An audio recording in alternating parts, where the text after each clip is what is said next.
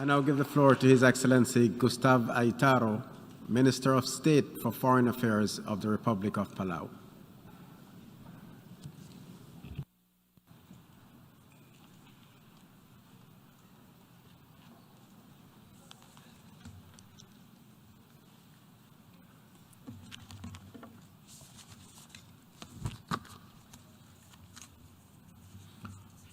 Mr. President, Secretary General, Excellencies, ladies and gentlemen, I bring greetings from our President Soran Whips Jr. and the people of Palau.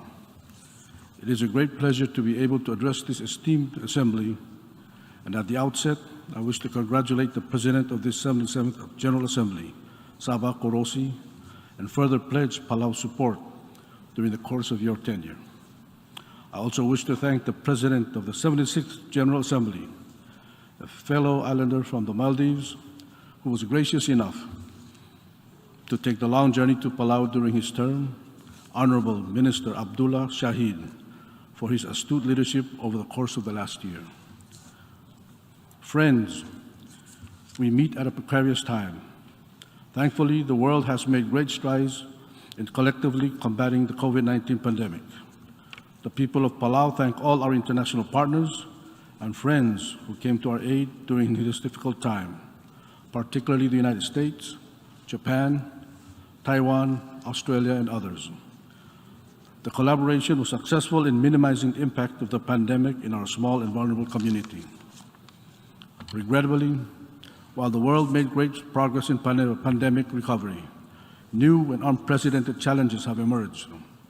The war in Ukraine rages on, extolling damage to infrastructure, homes, schools, cultural sites, and killing of innocent people, and continuing to terrorize the children of Ukraine. Palau continues to strongly condemn the war in Ukraine and joins the international community in calling for Russia to withdraw from Ukraine's sovereign borders. We also extend our prayers and solidarity to the people of Ukraine.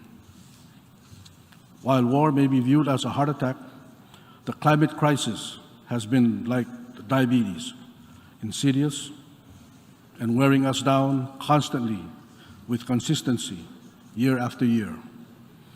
I'd like to take this opportunity to join fellow leaders to express my country's deepest sympathy with our brothers and sisters in Pakistan and those impacted by Hurricane Fiona, with respect to the awful climate devastation they have experienced.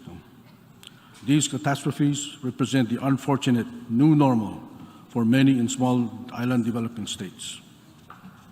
Climate change is not only about hurricanes and floods, it's about droughts, it's about wildfires, it's about our ability to provide drinking water and feed our people when our lakes run dry and our aquaculture facilities and reefs are ravaged by typhoons.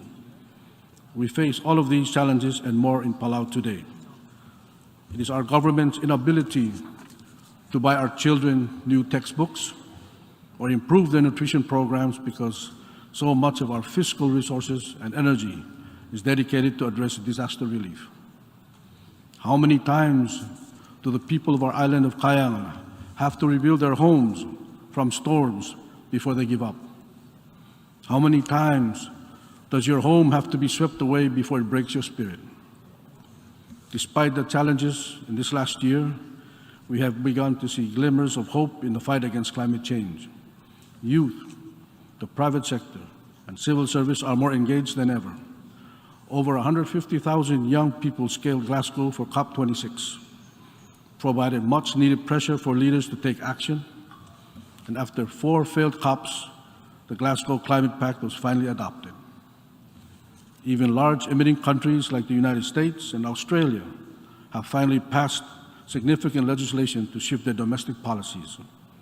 None of these efforts get us to 1.5 degrees yet, but they represent a great step forward and we commend their efforts.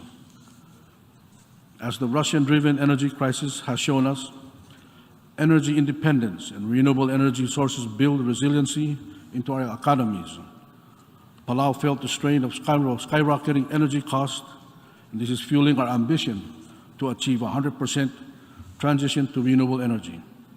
In Palau, we have a saying, selom tobo del morabuay, and misngek mesablim. Translated, it is like the English idiom, don't throw stones in glass houses. It means, before you criticize other people's actions, look at your own. It is in this spirit that our President Surang Whips Jr. has committed to Palau transitioning to 100% energy by 2032. The message we want to send is clear. Despite our small size, our remote location, our lack of access to finance and technology, and the unique vulnerabilities of being a SIDS country, we are committed to moving towards a net zero carbon world. We are committed because our planet and our children need us all to be committed. Palau extends our sincere thank you to the government of Japan, who has committed a grant to help us update our country's power grid to allow for this transition to renewables. We are grateful for your continued friendship and support. Our small country has had the pleasure of hosting the 7th Our Ocean Conference together with the United States in April of this year. This conference brought together more than 600 participants representing more than 70 foreign delegations and 150 non-state actors. It concluded with 410 commitments worth $16.35 billion. As a SIDS country, we thought it was particularly important to bring people from all over the world to Palau to show them firsthand the challenges we face as SIDS, whether it's the plastic pollution, sea level rise, or the impact on our fragile corals which underpin our major economic driver of blue tourism. The conference also highlighted the importance of ocean-based climate solutions, including ship decarbonization, marine nature-based solutions, and offshore renewable energy, in keeping the 1.5-degree global warming target within reach and improving global climate resilience. We are incredibly grateful for the wonderful partnership of the United States in co-hosting the Our Oceans Conference. The conference was a success in large part to your camaraderie and efforts. We also thank the generosity and support of the Republic of China, Taiwan for upgrading our conference venues. Likewise, we thank our partner Japan and the Sasakawa Foundation for their generosity and significant technical support. Many other partners also contributed to make this event a success for climate action. As a blue ocean state, Palau has been a leader in oceans issues and will continue to be. As co-chair of the high-level panel for sustainable ocean economy with Norway, we are pleased to have recently welcomed the UK as our 17th member of the Ocean Panel, and are committed to working with them and all panel members to achieve 100% ocean management for sustainable ocean economy in which effective protection, sustainable production, and equitable prosperity go hand in hand. Palau believes in the 30 by 30 initiative and urges all member states to adopt management plans with a minimum MPA covering 30% of the EEZ. As a large ocean state, we don't believe that there is a sustainable solution to ocean issues without incorporating management and rules in the high seas. The Pacific is disappointed that the biodiversity beyond national jurisdictions, IGC 5 efforts could not conclude treaty text, as the preservation and fair and equitable sharing of benefits of biodiversity in areas beyond national jurisdiction is long overdue as an extension of the world's commitment to combating climate change. The opportunity to establish regional MPAs, build maritime surveillance capacity, and facilitate the transfer of marine technology should not be further delayed. We owe it to our future generations to come together for the sustainable use of mankind's common heritage. Palau is a champion of the moratorium on deep-sea mining. The deep sea makes 90% of the marine environment, and we cannot allow great harm to come to such biologically rich areas. Before any nation is allowed to contract for deep-sea mining projects, the global community must enact serious reform of the ISA and international regulations that comply with UNCLOS's mission to preserve and protect the marine environment. Let me now turn to an issue that deeply impacts both Palau and SIDS. The adoption of a multi-dimensional vulnerability index cannot just be discussed in financial boardrooms, for it has real impacts on the lives of island peoples. UNDP's own MVI analysis found that most SIDS are more vulnerable than their income level would suggest. We don't come here as a proud people asking for handouts. However, we need tailored solutions for our problems as small countries and meaningful access to financing. Adoption of the MVI facilities climate action can bring equity to global financing. Mr. President, as members should know, we are in a free association with the United States via a compact. In doing so, our people signal that we have shared values with the United States. The United States also promised to help provide for our development needs after Palau gained independence from the U.S. Since the time our compact was signed, though, some development has occurred, but too little.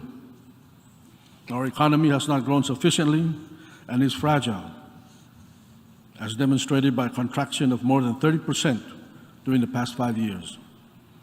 Much of this is due to the COVID pandemic, but some to geopolitics. We should not be so vulnerable. We have been forced to borrow more than we should have to, and we lack essential infrastructure. The strength of our association is that it requires the governments of Palau and the U.S. to periodically reconsider the relationship and its terms, reconsider Palau's requirements for assistance for public services and economic development, and commits both of our governments to act on the conclusions. The U.S. has initiated the required 30th anniversary review. Its bureaucracy initially proposed unacceptably inadequate assistance, but President Biden has appointed an envoy who we trust will get his government to at least meet Palau's minimum needs so that our people can attain a decent standard of living without having to leave. This is essential to enabling the relationship to endure as my government envisions. It hopes that when we next address the General Assembly, we will be able to report an agreement in this regard. We need greater financial and programmatic assistance and require these for the foreseeable future. And for as long as free association continues, but what we want most are government measures and public and private investment to grow our economy. We are deeply grateful for the assistance that the U.S. and other governments, such as Taiwan and Japan, have provided. But we need more now, just as we need measures to combat and adapt to climate change's rising seas. In our case, this includes concrete action to enable our people, right now, especially our hospital, to move from a land that now regularly floods to a higher elevation area. Mr. President, we continue to view the United Nations as an important mechanism for achieving international peace and security and sustainable development for all countries, but in particular for the voiceless and most vulnerable. I reiterate in the strongest terms that this body can demonstrate leadership through accepting Taiwan into the UN system as a valuable contributor to our collective efforts at promoting peace and collaborating on international matters. Most UN member states accept Taiwan passports, so too should the UN system recognize and incorporate the Taiwanese people and enrich this body with the benefits of their participation. Doing so is a realization of the core principles of the UN Charter. The Taiwanese people are a part of the global community and a valuable partner in combating climate change and the COVID-19 pandemic. With the many challenges facing our planet and people, we need every person, including the 23 million people of Taiwan, to be part of the solutions.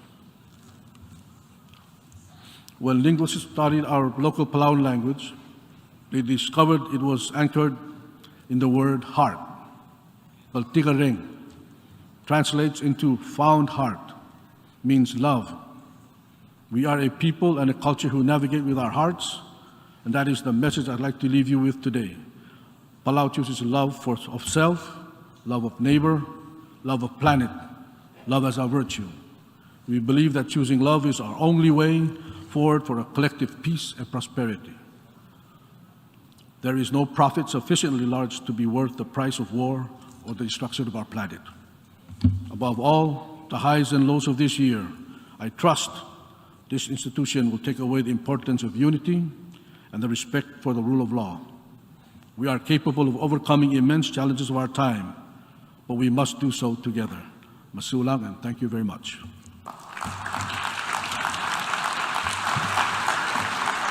I thank the Minister of State for Foreign Affairs of the Republic of